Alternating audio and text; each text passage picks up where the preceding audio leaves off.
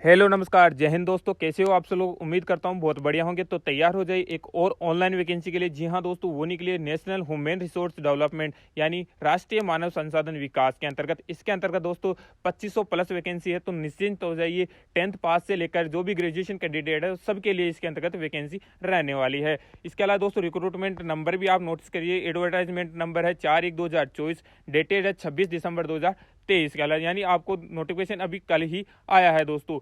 4 जनवरी इसकी दोस्तों starting date है फॉर्म की, और लास्ट डेट है 2 फरवरी 2024। इसकी बात करें टोटल पोस्ट की, तो 2545 टोटल पोस्ट है। कौन कौन से सेक्शन के अंतर्गत यानी किस किस की पोस्ट आई है, तो असिस्टेंट सेक्शन ऑफिसर की टोटल 45 वैकेंसीज है।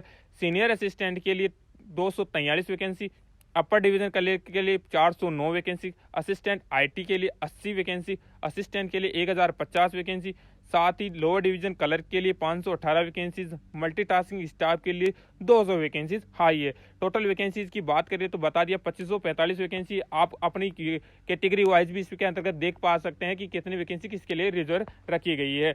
इसके अलावा आप उसकी ऑफिशियल साइट से जाके इसका नोटिफिकेशन भी पढ़ सकते हैं। ऑफिशियल साइट है दोस्तों NHRD.org.in/रिक्रूटमेंट।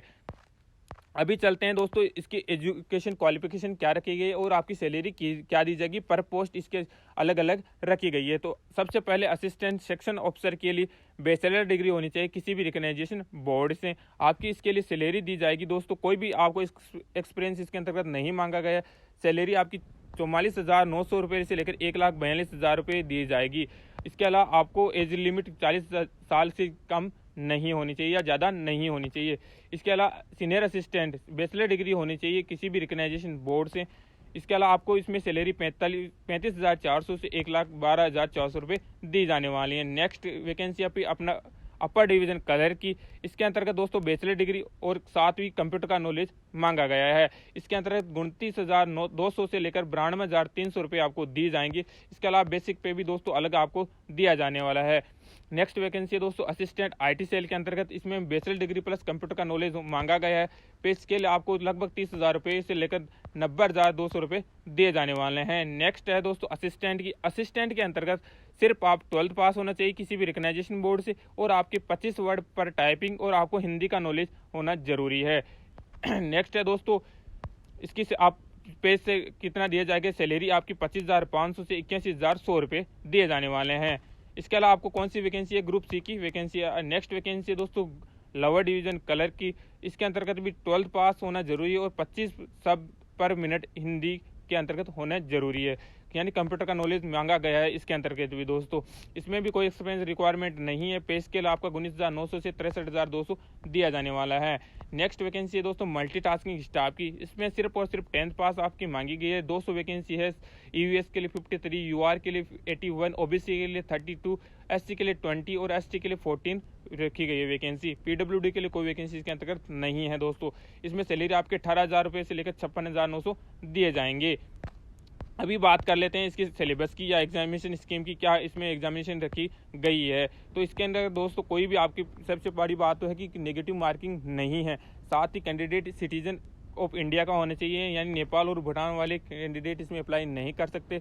जो क्वेश्चंस आएंगे वो एमसीक्यूज टाइप के क्वेश्चंस आएंगे। इसके अंतर्गत दोस्तों कुछ में स्किल टेस्ट भी होने वाला है, वो बता दूंगा कि आपको कौन से में स्किल टेस्ट मांगा गया है और कौन से में स्किल टेस्ट नहीं मांगा गया है। वहीं बात करें एज रिलेक्शन की, तो एज एससी और एसटी के लिए 5 साल की छूट दी गई है। ओबीसी कैंडिडेट को 3 साल की छूट दी गई है।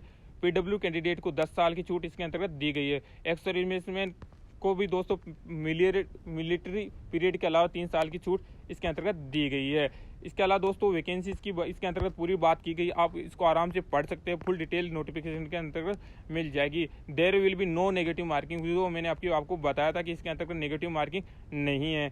एप्लीकेशन फीस की बात करें तो आपको 500 रुपये ले जाएंगे जनरल और ओबीसी कैंडिडेट से, 250 रुपये ले जाएंगे और अदर कैंडिडेट से, जो भी एससी एसटी कैंडिडेट उनसे। अभी आपको आते हैं दोस्तों सिलेबस ऑफ एग्जामिनेशन क्या रखा गया है। तो एमसीक्यूज टाइप के क्वेश्चन आएंगे। टॉपिक आपको कौन कौन से रहने वाले हैं, जनरल इंटेलिजेंस एंड रीजनिंग के 25 क्वेश्चन, क्वांटिटिव एबिलिटीज़ के 25 क्वेश्चन, जनरल अवेयरनेस के 25 क्वेश्चन, इंग्लिश लैंग्वेज के 25 क्वेश्चन आने वाले हैं। आपको टाइम दिया जाएगा 1 घंटा, मैक्सिमम मार्क होंगे 2 घंटे के।